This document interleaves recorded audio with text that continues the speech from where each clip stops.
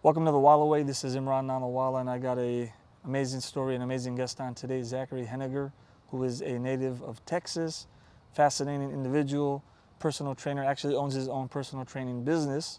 So before we get into the story, quickly shout out to the business. Like, where are you guys located? What's the name of the business? It's Cornerstone Training. I kind of operate out of a gym in Flower Mound. I lease out space. It's called a gym called Serious Results. Nice. Okay, cool. And then I know we're going to get back to that in the story because obviously that plays a part. I met him at the barbershop. Very interesting story, which we're going to go straight into right now. And it involves a particular unfortunate accident that you were involved in. So can you just go straight into the story and give us a breakdown of what happened? January 21st, 2012, I was headed from Sandpoint, Idaho, out to Spokane, Washington. I had been coaching at a gymnastics meet in Spokane the day prior, and I was headed back the next day for a conference with a three-time Olympian, and I wanted to work out with him and see if he had any input on what I might need to add to potentially excel in gymnastics. And I got into a car accident. My car lost control on the ice. So it's January in Idaho. They don't plow the roads. Ended up losing control. Ended up in oncoming traffic and was struck by an 18-wheeler. And the forensics report said it spun me back around, pushed me back into oncoming traffic, was struck by a second one, and then those two trucks collided. I had to be airlifted to the hospital, was placed in a coma because of how swollen my brain was. I was in a coma for 9 days, 6 days hooked to life support. My skull is fractured across my occipital lobe and it ran down into my ear canal. And so because of how swollen my brain was, spinal fluid is coming out of my ear. So they essentially glued my ear shut and then put a pump in my skull here. So I've still got a hole in my skull, a soft spot, and to drain the excess spinal fluid. And so when all that happened, I suffered a traumatic brain injury. TBIs range from a 1 to a 14, 14 being the most mild. Mine was graded as a 3.75. So that means it was more severe. Yes, sir. The best outlook that they had for me at that time was, that I would be a vegetable. So when my wife, when she made it, she ended up, so it was one road. I was airlifted to a town called, Coeur d'Alene. So Coeur d'Alene is an hour south of where we were living, but there's only one highway between those two towns. So my wife drove 10 hours through Montana to come back around. And so when she got there, the neurosurgeon who placed the pump in my skull told my wife that if I lived through the night, that she would be changing my diapers until the day I died. So not a lot of hope for me. But So talk about, obviously, you mentioned the forensic report because obviously you're probably unconscious at that time already. Oh yeah. When the remainder of the accident happened. And then that first week or the first 9 days you're in medically induced coma. Correct. And when you were taken out of medically induced coma, how were those first few days? How much do you remember? I don't remember anything from the first hospital, from the ICU. I was transferred from the hospital, from the ICU in Coeur d'Alene to a rehab hospital in Spokane. And I'm not sure how long it was into that stay that I kind of started remembering things. My first memory was because of the whole ear thing, and I couldn't balance, so I couldn't walk. So I was a fall risk. So they put me into a tent bed every night. And so I woke up in this tent. I had no idea where I was, but I had to pee really bad. And so I started hooting and hollering, and there's a guy, he poked his head in the door, and he said, "What's going on?" I said, "Where am I?" I was like, "I gotta pee. Who are you? What's going on?" And so he's like, "Well, let me get your nurse." And so I was like, "No, let me out here or I'm gonna kick my way out." And so he closed the door. So I started kicking, and it's a zipper, so the zipper finally popped open, and I went to step out of the bed, and I just fell and hit the ground. And I was like, "Oh, there's something wrong with me." And so eventually a nurse came in, helped me into the bathroom, tried to explain the situation, but at that point in time, my memory wasn't lasting me. So they essentially had to tell me multiple times a day where I was, why I was there, what had happened to me, because my slate would get wiped clean every so often. So now that's like, okay, phase one after you're conscious. what did the next phase look like? Like when you started now maybe holding on to a little bit more of your memory, like maybe the initial phases of rehab, like what were some of the things you were going through? I mean, for the most part, they did, a little bit of speech therapy just because I was slurring for a bit. I think a part of the speech therapy was because of being intubated, and it just kind of scraped up my vocal cords and whatnot. But so got through all of that, did a little bit of physical therapy, but I was upset that I was expecting physical therapy. They took me to a gym, and I was like, oh, awesome, I get to work out. And then they're like, go walk on the treadmill. I don't want to do that. But could you walk on the treadmill at that point? If I held on to something. Okay. But when you're walking a quarter of a mile an hour, holding onto the rails, it's And you were a gymnast before this, right? correct. So I'm sure your peak is like you want to do things that gymnasts do, not walk a quarter mile on a treadmill. More or less. Okay. And so I don't even remember how long I was in the hospital for. I think it had been March when I got out. So I was released astoundingly fast. I recovered a lot faster than they ever expected. And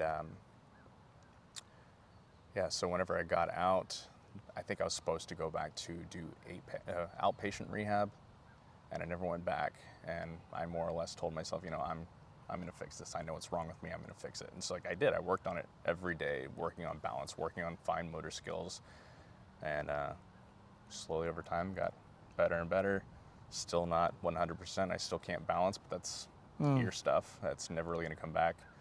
But other than that, only thing I still have going on is I'm deaf in my left ear and have partial hearing loss in my right. Okay, so let's go back a little bit. So you were a gymnast already. So I'm sure you were someone who was used to, pushing and grinding, pushing your body, to places that are not always very comfortable. So would you attribute your success in rehab to the fact that you already had like an athlete's mindset? Yes and no. Okay. Why yes and then why no? I mean, yes, the doctors essentially said that the only reason my body was able to withstand the accident was because of how good a shape I was in. But there's no medical or scientific reason why I'm still alive. I attribute that to a higher power. So speak on that. Like talk to, because I know you brought that up when we met the first time. How do you think that helped? Was it like, did you have faith from the beginning? Is it something that you found afterwards, after the accident? No, I was a Christian before, but I genuinely feel that if I would have died that day, that my God would not have accepted me. And almost like God gave me a second chance. He has a plan for me to work in other people's lives the way that he's worked in mine. So now talk about like post this understanding, post the rehab. And obviously you mentioned you still have some ailments, but obviously you're also a personal trainer. You have your own personal training business. So you are working with others, you are helping others, and you're still in good shape. So how has that impacted your life in terms of how are you helping others? What are some of the things that you do?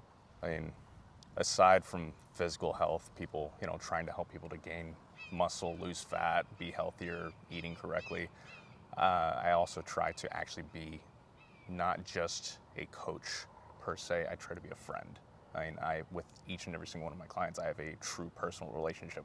I know their family. If they need anything, they know they can contact me and I'll be there in a heartbeat. It doesn't matter if they just need, I do lots of meaningless tasks for friends. Need some electrical work done, need, plumbing fixed. Because growing up white trash, you kind of learn how to do all those things. Well, no, I know. Well, my family knows how to do those things. So that's interesting that you brought that up, because I wanted to ask you about like how it's changed your mindset when it comes to interacting with individuals. Because I could imagine that it's made you more patient, and also hopefully more benevolent in the sense that when you interact with people, it's not just about looking at them with a dollar value, right? No. Like the reason why I do what I do is just because I want to share what God gave me. I mean, he gave me the ability to, build muscle and know how to do it correctly without damaging my body. I mean, all the injuries I've sustained as far as, muscle or joint that all came from gymnastics. None of it came from lifting. So I've never hurt myself. I'm never going to do anything to, any of my clients that would hurt them. And just trying to teach people the correct way to do things versus the more or less like the CrossFit mentality of just move it. It doesn't matter how you move it. No. Shots fired, guys. Shots fired. Yeah, I'm not a big CrossFit fan either, but there's a lot of debate about this, argument. I agree. It seems a little bit reckless at times. Yeah, a little bit. So talk to us about now. Give some advice to those who have suffered, obviously maybe not even as serious of an injury as you have, but people who are going through major rehab, whether that's torn ligaments in their knees, maybe a herniated disc, maybe a couple concussions. What are some advice that you would give them? I mean, as far as the, potential head injury, concussions, big thing. So I started falling into a very, very deep and dark depression. From the accident, I have PTSD, and they were referred to as survivor's remorse because I lived, and one of the 18-wheeler drivers, sadly, he passed away. And so I struggled with that for a long time. And then, I used to have moments where I'd be driving and I'd have to pull off the road because I'd have a panic attack and I just couldn't stop shaking. And learning to deal with that, but then I came to realize that a big part of my depression was coming from my body not being able to properly function as keeping my body in homeostasis for my hormone levels. So I had blood work done in 2018, that fall, and my T levels were low, but they weren't dangerously low. And so I went back a year later for my yearly checkup, and my testosterone levels had dropped to 233, which is kind of scary low. And so I had to start doing testosterone replacement therapy, and within 2 weeks, the gray cloud of suicide was gone. Wow. And that's something I've struggled with for a long time is, and I try to be outspoken about it. Suicide is nothing more than the most selfish thing you could ever do. And but also, it's interesting that you brought that point up about the testosterone, because there are individuals who talk about with people who are like overtly depressed, different imbalances, maybe different nutritional deficiencies. So you say that definitely for you there was a correlation between the time you started taking testosterone replacement therapy and these thoughts decreasing. Absolutely. Well, because it's one of those things, like whenever your test starts dropping, it takes a lot longer for your estrogen levels to drop. And so that increased estrogen, a man's brain is not meant to function off of estrogen, and so it leads to depression and really kind of messes you up. And so once I got my T levels back up, it was like the cloud was gone. I could see again, and it definitely kind of gave me hope that I could get back to, not that I was ever a true physical specimen, but at least getting back to some semblance of normal in my mind. Okay, so that's for the traumatic brain injuries and the potential associated depression. What about for the ones with the herniated discs or the torn ligaments? What advice to those guys in terms of maybe keep moving, keep working? Keep moving to a reasonable extent. So if you've got a blown ACL, obviously, if you can, get it repaired. But that being said, that repair is never going to match what your original ACL could do.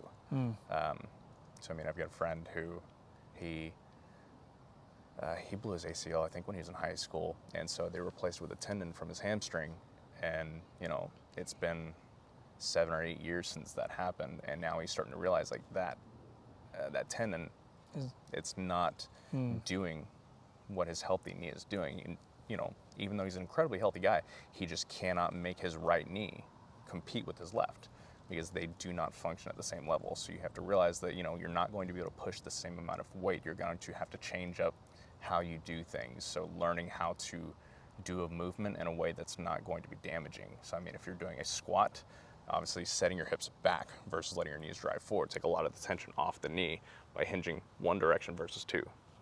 Okay. So keep moving, obviously within a certain limits. Yes. And any general last advice based on your experience, based on this this injury, this accident that you went through, the rehab process, the support you got from others, and now you're in the position where you're helping others. Any last advice you have for the listeners? I try to live by the standard of outlook determines outcome. So if you have a crappy outlook, you get crapped all over. Outlook determines outcome. I like that. Awesome. So guys, one more time, the name of the gym or the Instagram page? Cornerstone Training LLC. So I guess it's Cornerstone_Training_LLC. We'll put it in the description of the video, guys, and we'll tag them on the Instagram post. Amazing story, amazing individual. Do like and subscribe on his page.